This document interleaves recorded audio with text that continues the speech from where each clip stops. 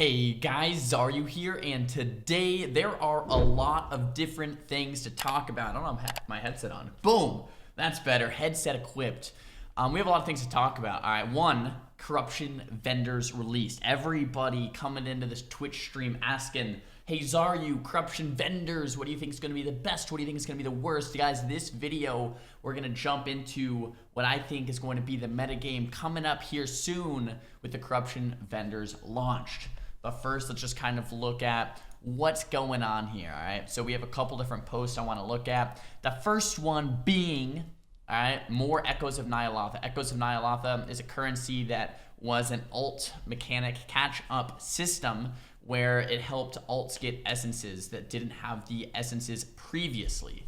Now they're making it so you get 5 times more echoes than before from everything in the game. So from arenas, from visions, from assaults, like everything. You just get them all over the place, way more. So if you had none, don't worry. I mean, it kind of sucks if you have none, but don't worry, you'll catch up really quick within like a day. So just play the game and you'll be getting a ton of echoes. Now, with these echoes, you go to Mother, all right, a vendor within the game that I'll show you guys here in a second, that actually is just a vendor now that has corruption that you can put onto a specific item.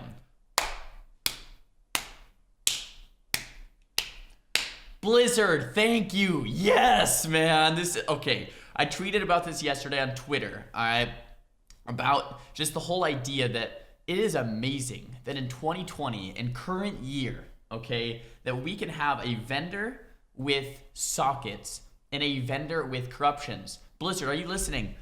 Blizzard, are you in there? Blizzard, this is awesome. We have a BIS list once again. I can finish a character. I can log in. I can put in a ton of effort. All right, I can get a socket on every piece. I can get haste verse on every piece. I can get my best in slot corruption on every piece, and I can be done with the character after.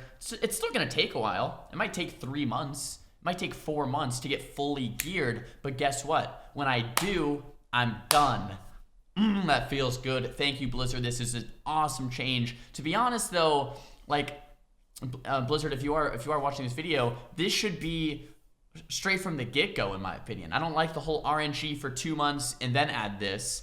Like, this is great. This is amazing. Let's add this from day one, and then it's gonna take maybe 3 months to get full best in slot gear or whatever. And then you have full best in slot gear, full sockets, full corrupted. Boom, done with this character. Let me maybe make an alt, maybe have some fun for the rest of the patch with my badass gear that I spent 3 months grinding. New patch comes out. Okay, let's start over. 3 months to get best in slot again. New season. You see what I'm going with? Versus RNG disappointment, RNG disappointment, RNG disappointment. Never get full best in slot. New patch comes out, but we never got best in slot from the last patch. You see, this is very good. Very happy with this change. 1 thumb up, 2 thumbs up. Yes. Okay. So it's basically going to cycle twice a week through a vendor to have corruption at various levels of potency. These are just examples. You know, it could be like Masterful 1 for 3,000 Echoes of Nile. Ineffable Truth, you know, whatever. So there's going to be a cost associated to each item, okay? And you can buy the item, put it on any piece of gear, bada bing, bada boom. And then you can uncorrupt an item. I think they fixed it. So right here they said due to technical limitations, items that were cleansed before cannot be recorrupted. I think you can now cleanse an item and recorrupt it. I think preserve contaminants allow for a specific corruption effect to be applied to any uncorrupted item that can be corrupted or any items that have been cleansed after this week's restart. So this is a new hotfix from May 19th, which is yesterday. So any corrupted item that's been cleansed going forward, okay, can indeed have a new corruption being put onto it, but not old corrupted pieces. So hopefully that makes sense. If you cleanse it now or going forward, you can now put a new corruption on it. Okay, these are the corruptions. Really excited. They're going to switch out twice a week. The same as with the Assault. So when the Assault swaps between Veil and Oldham, we are going to see the vendors swap between RNG, a bunch of new things. Blizzard still wanted to keep their RNG in there. Okay, whatever, Blizzard. would be nice if we just had a vendor with all of them and you just got to choose what you wanted. But hey, if it swaps twice a week, sure. All right, whatever. Whatever, let it be. At least there's a vendor. And the last thing I wanted to talk about, Gushing Wound Corruption Effect reduced by 35% starting on May 26th. Juicy. All right, juicy gushers here, all right? It's nerfed.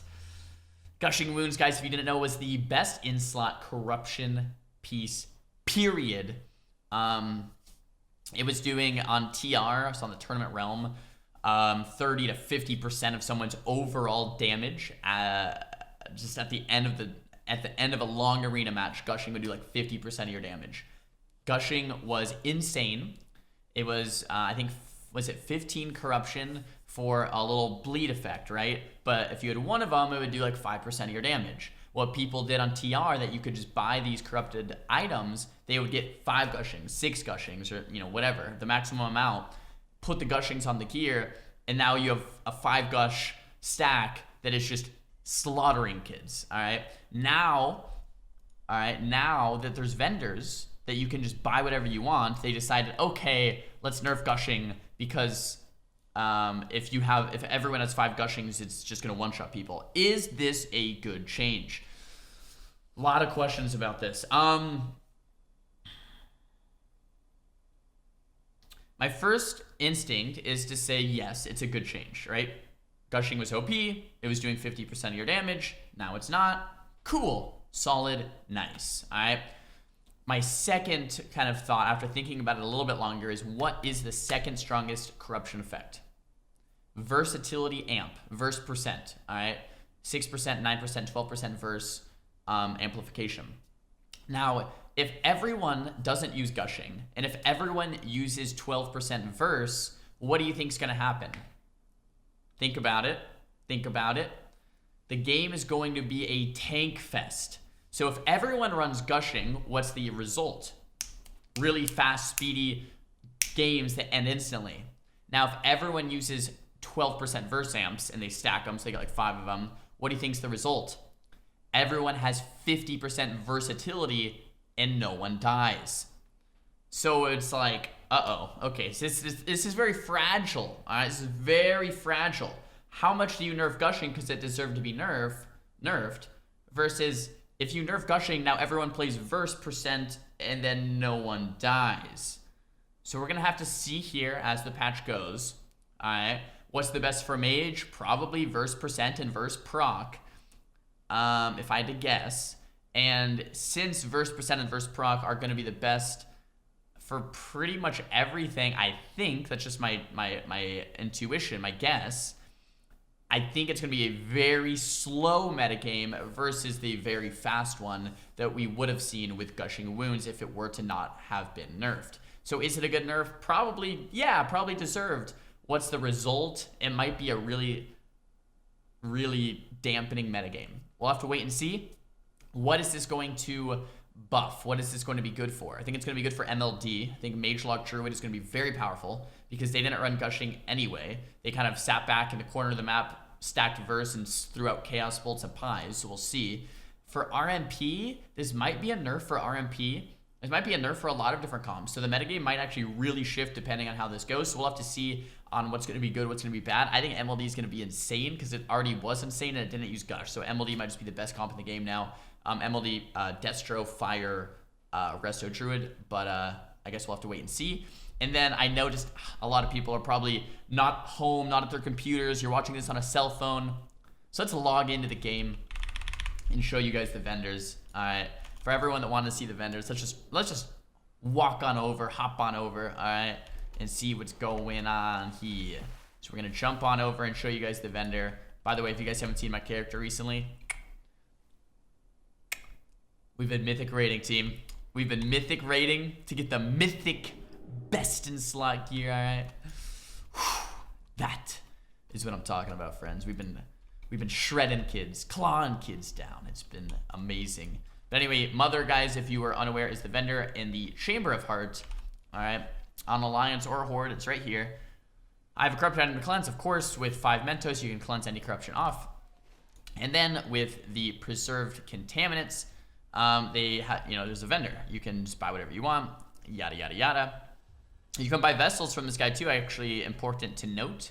All right, so you can actually do more runs if you wanted to catch up on those horrific visions a bit quicker, which actually means you could get sockets quicker because you could just, wow, I didn't even think of that. If you just spam buy vessels, you could get full sockets really easily if you're doing 5 masks, right? Because a 5 mask is going to give you like 3 to 5k mentos. With these vessels, you could easily get like 1 or 2 of these a day just by doing dailies and arenas or mythics or whatever you do. So you could easily just get a couple. You could get like a socket or 2 a week. You could get full sockets really easy now with the vendor. That's awesome. But anyway, you have all of these that you can buy, right? So this one is like 9% mastery amplification. This one is a 12% haste amplification, which is very tempting to buy, but I think I'm going to hold out and buy the versatility one. This is a tier 3 appendage. This is a 3% critical strike one, and this is ineffable truth. So that's the first roll. I'm probably not going to buy any. I don't think I'm going to buy any of these. I think I'm just going to wait a little bit longer and see what's good. But here's all of the different rank 3 essences you can buy as well. So that's pretty much how it's going to work. And like I said, guys, you get echoes of Nile from like everything. You get them from like each arena win, stuff like that. So if you just keep queuing it up, keep playing the game, you should be getting a lot of echoes, which will be pretty solid. So overall, I'm really excited about what's to come. Guys, if you enjoyed the video, hit that follow button, that subscribe button, turn on the notification button. All right, let's get the video a thumbs up. Thumbs video down, guys, if you didn't like it. Talk to me in the comments down below about your thoughts about where the metagame's headed. Are these good changes? Are these bad changes? I mean, I think we're all happy there's a vendor in the first place, so we should be pretty stoked. Guys, if you haven't already, follow me on Instagram. My Instagram is linked down below. That's the Xaryu IRL. And guys, we have a lot of big announcements coming up this year, some of which you guys don't know about yet, but I'm excited. It's gonna be huge. All right, so get ready. All right. But yeah, I'm excited about all this stuff, guys. Follow the Instagram. Follow me on YouTube, Twitch, Twitter, and I'm rambling. So I'll see you guys in the next video. Peace.